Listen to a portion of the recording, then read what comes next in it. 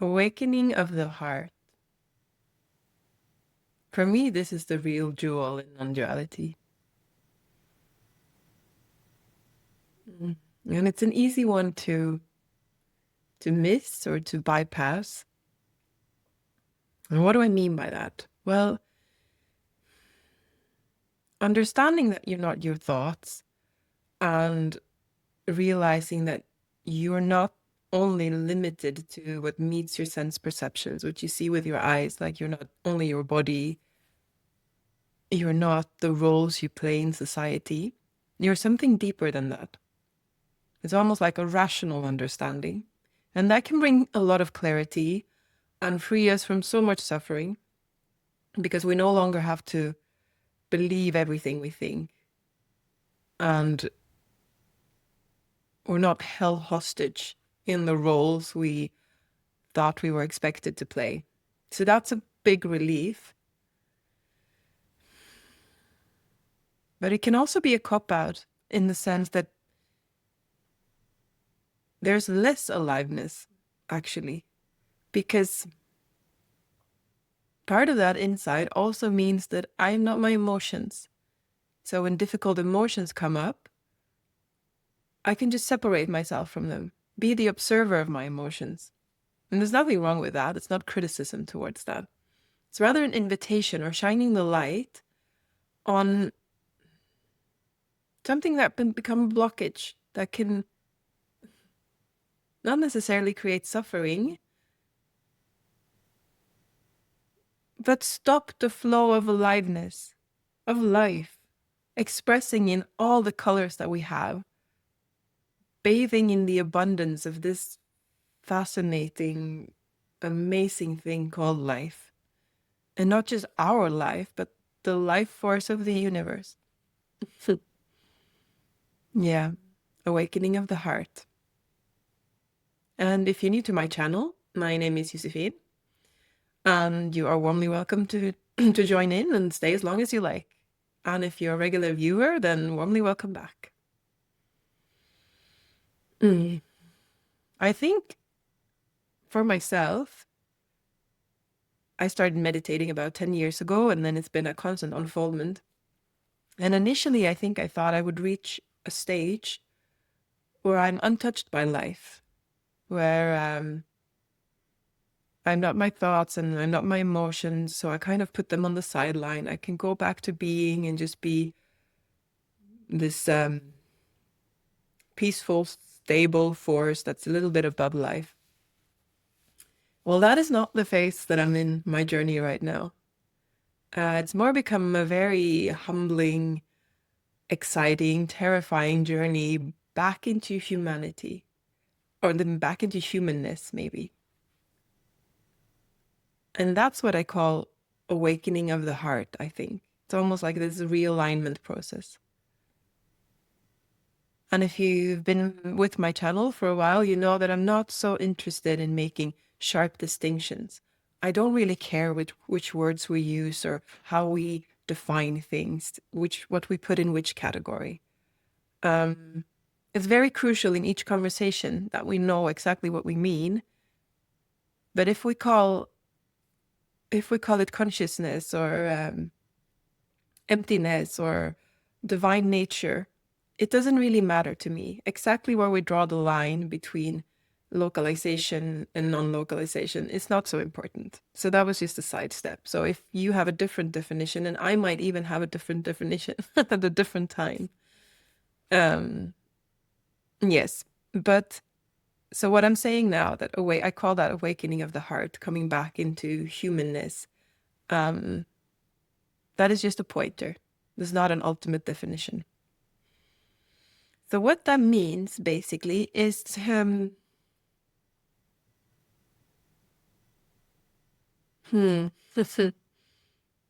putting the word less into words. It's allowing non-duality to touch my heart.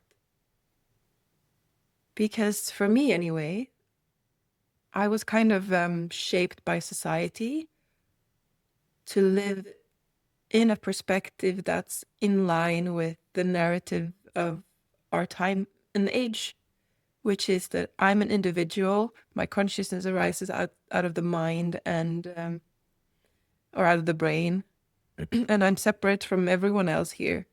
And my happiness is derived from the outside. I get love from the outside. And once that starts to shift, when you start to realize that I'm not my thoughts and I'm not my emotions, that means that things cannot really come from the outside. It means that I am the source of happiness. I am the source of love. I'm the source of beauty. I'm the source of belonging. And I'm not separate from the world and from other people. And love arises out of this vast oneness that I am, that everyone is. And there's one thing to think about that. There's another thing to let that understanding unfold in the heart. And that sounds beautiful, and it is. But there's also a destructive process in that. And that means tearing down all the contractions and all the disappointment and hurt and defenses that I've built up around my heart to protect it. Because if love comes from the outside, then it can also be taken away. If there's a belief that I am inherently unworthy, then I don't want to show that to the world. That's a wound I have that I want to cover up, pretend that I don't have for myself. And if I think that that is true, that's painful. And when non-duality comes in, it already says that we're whole and complete already. We're not broken. Not at the heart, not at the center of ourselves. And that means that the heart also has to realize that I don't need to get these things from the outside. These beliefs that are not necessarily held as a thought, but they're held as contractions in the body. They start to melt, and when they melt, they release fear, they release anxiety, deep grief and sadness that's been held, that's been frozen in time, one can say.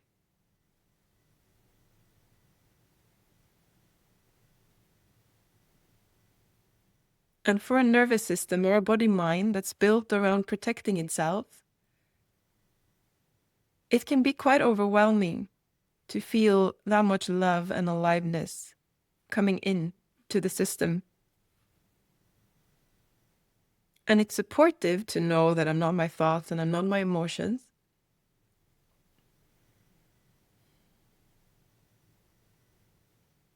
That's a resource. But there's also there's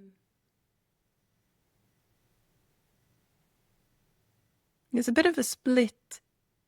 If the nervous system and the emotions are acting as though there is a threat from the outside, even though your thoughts are, you know that there is no threat.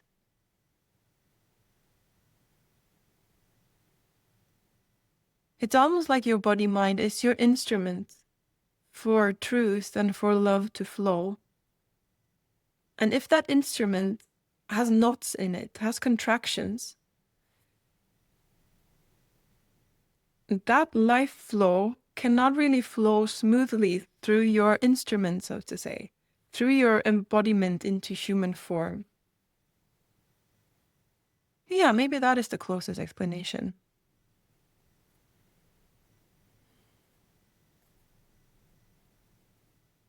Coming back into humanness, using this absolutely divine, calling it an instrument is not enough because it's not an object. It is the dance of life, this dance of life. But if the dancer is rigid, life cannot really flow. It becomes friction.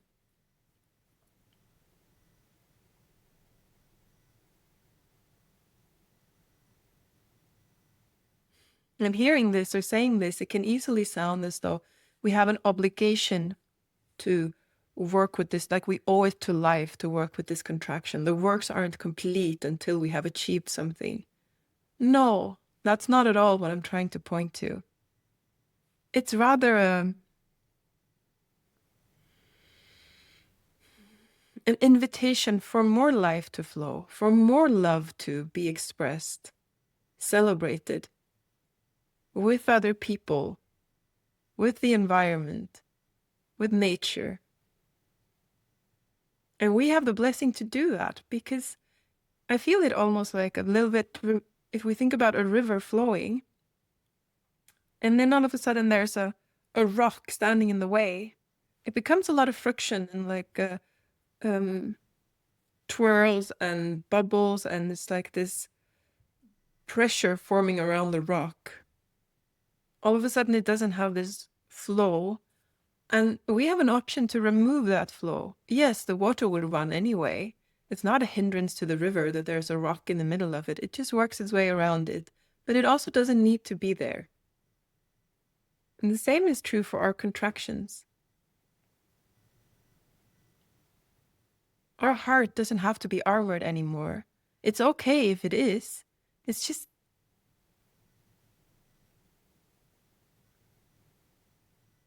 why keep it like that when it's not needed?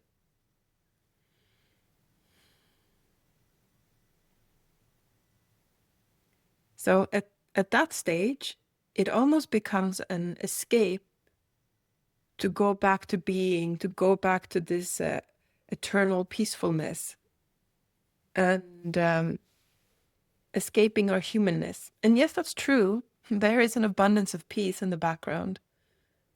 But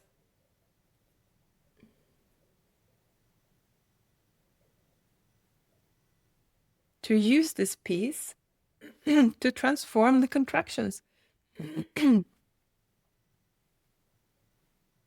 And for me, that has just unfolded naturally, as though it's become, curiosity has been of, why do I know I am the source of love, but why do I feel so rejected and unloved right now? And then to choose courage, because this takes courage to look, or it has done for me, to look at what is actually still holding contraction here. Why did my heart all of a sudden shut down and it started to flow lots of judgment towards a person or a situation? I can escape those judgments to go back to being, but I can also use the peace of my nature and look at them. But that means that there's a risk that this is going to unlock a lot of shame, a lot of fears, old fears. And that might be quite overwhelming. It might actually destabilize us in the sense that they pull us back in. We think that they're true for a while. And that's okay. For me, anyway, it's almost been like I've become a spiritual teenager again. Like, you grow up and you build this persona of yourself that's quite stable and functioning. And if you go into a room and you feel that people are judging you, and maybe they are actually, or it's just your projection, but then you have certain defense mechanisms. We all developed our own defense mechanisms. Some people go for judging them back, saying that, oh, well, at least I have this title and you apparently don't have as good of a blah, blah, blah as I. And I would never even want to speak in those words, whatever we protect ourselves with. Or we can collapse. We can go into, oh, I'm not worthy. I shouldn't be here, and sit in shame and guilt. It's the same force protecting us from thinking that we don't belong, that our belonging is dependent on what other people think. I had a point with that. And then to start looking at that what actually happened, that means that the defense mechanisms, when I walk into a room and I feel like I don't belong, there's the not belonging, and then there's the defense mechanism shielding that up because it's too painful to feel like I don't belong. So either I think that they're idiots, they're wrong, or I think that I'm so worthless, so of course I don't belong. And once we start seeing through these defense mechanisms, what's left is the wound. So they can fall away at different stages. And sometimes the defense mechanism might fall away before the actual wound has been seen through, which is that I always belong. Belonging is my nature. I don't need to be granted belonging from the outside. To be able to connect with these people, it's hard if they're judging me, connection might not be available, but that's not my real wound. The real pain comes from thinking that I don't belong. And these fall away in stages. So there will be a stage, or has been for me, in so many areas where the defense mechanism stops working before the wound has healed. And that almost makes it worse, because then I'm going into this room, standing with my bare pain there, and the defense mechanisms are completely dysfunctional. I see right through them. I see what they're trying to do. And then I don't really know how to act. I feel like a teenager again. Like it took me decades to build up this functional dynamic that wasn't necessarily nurturing for love, but it made me quite functional in society. It made me into a good professional. It made me into a good partner and a good friend. And now that script has completely shifted. And this body mind needs to do something, either walk away or say something. And I don't know what to do. And that's super vulnerable.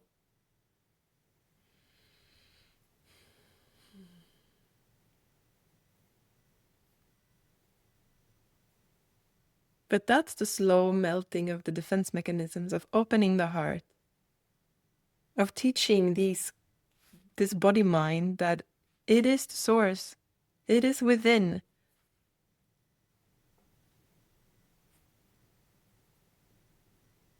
Mm.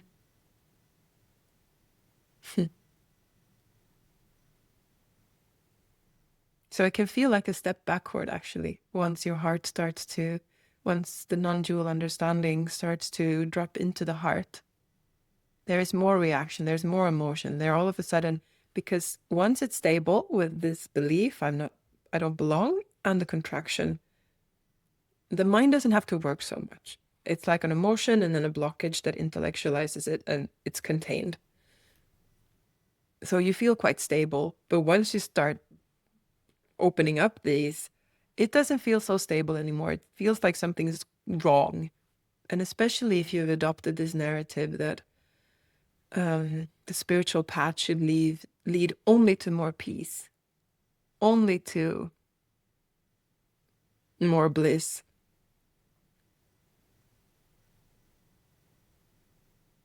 I think that's why I prefer that the spiritual process brings to more aliveness. And that also means deeper emotions, more emotions sometimes. And more emotions usually also means that it's easier to forget. You get hooked easier. Once you have it packaged and wrapped, they don't hook you so much, basically because you already believe it, so you don't see that you're hooked. Your mind is in clarity, but your emotions and your body, mind, and your heart is still stuck in separation. Mm. And this is where spirituality becomes really interesting for me. This messy dance between your contractions, your humanness, and the realization that you are so much more than can be contained in this humanness. And that's when it becomes fun to speak to other people. How are you doing? What was this like for you? Tell me about how you melted this contraction. And for me, I think that's a never ending journey because life keeps changing. So until I know, I need life to push my buttons to know where I still hold on and have contractions. And once you start seeing it this way, as though every contraction, every trigger, every time you judge someone, you can go in yourself like, oh, well, that was interesting. What was that? Like I had a scenario a few days ago where I was at work. I also work as a software developer, and someone was pointing at a monitor behind me that I had kind of been presenting.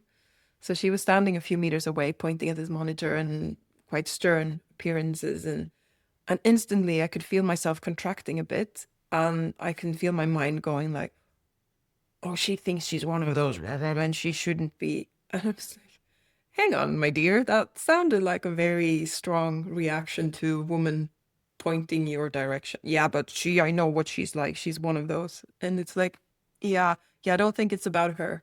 I think this is something else. Because she, standing over there pointing, does not have the power to contract my inner world. That is an inside job. And this whole interaction was over in 30 seconds. And it would have been so easy to just shake that off and go back to peace. But the fact is that it did hook me, even if just for 30 seconds or a minute. And the next time someone points my direction, I'm going to have the same reaction. But I do have the option to look at this, to really untangle, like, what wound did she touch? And for me, well, this interaction, I realized that it was about, if someone sees me as smaller than I am, if someone else is very much into their role of being a professional person, let's say a customer, and I am the selling part, if they see me as an object, then I have to shrink to make them comfortable. I am not allowed to see them as a whole being if they don't see me as a whole being. And this belief is so rooted in me that I have to meet, if people think that I am less than I am, then I need to show up like that. And this has been freed over and over again, but in certain situations, especially these kind of work interactions, it still has a hold on me. And she blessed me with the opportunity to melt that, to hold that in truth, to help my nervous system and my heart realize that, no, that's not true. Anyone else's belief of me doesn't actually shrink me. I shrink myself if I believe that they have the power. And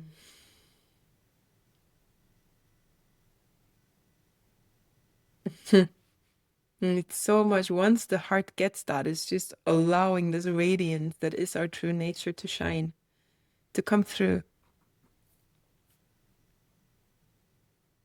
And this is a lot of what I look at in my one-to-one sessions, supporting people in seeing where they still hold themselves smaller than they are, where contraction comes up in their everyday life that they could actually release.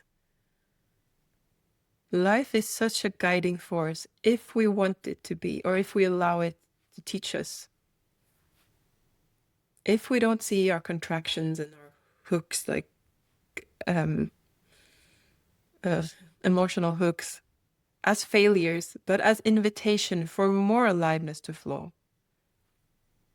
To pick up these blockages that are in this river, to let life flow through this instrument, through this dance called human.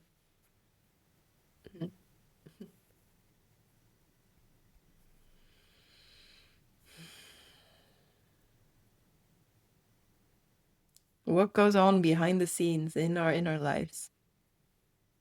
How do we hold ourselves smaller, blocked, defended? We don't need to do that. We can look behind the curtains, behind the scenes, and see what's going on. Yeah. Well, thank you for joining me this far, and I hope to see you next time. And to wind up, I'll give you a bit of behind the scenes from this moment. See you next time.